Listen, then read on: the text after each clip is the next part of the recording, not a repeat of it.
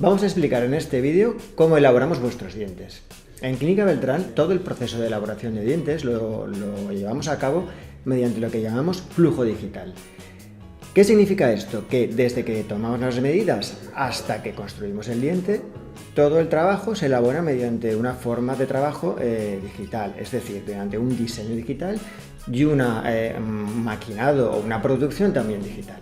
Para empezar, las medidas que tomamos en vuestra boca no son mediante las típicas pastas de impresión, sino que son mediante un escáner intraoral. Este escáner lo que nos genera es un archivo informático, y este archivo lo enviamos al laboratorio, que es donde ahora estamos.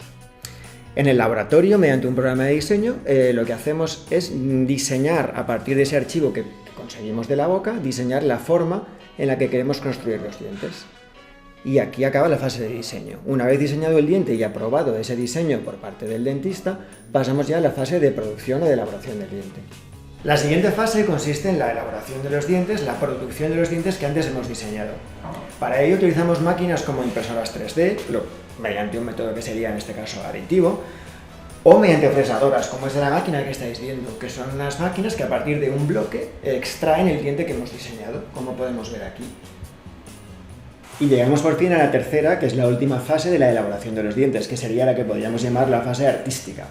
En este momento lo que hacemos es los dientes que antes hemos generado, que vienen en distintos materiales, como pueden ser cerámicas, circonio, composites, tenemos que caracterizarlos y maquillarlos para adaptarlos a la situación concreta de cada persona. Y aquí es donde con estos maquillajes y con estas caracterizaciones les damos el toque final.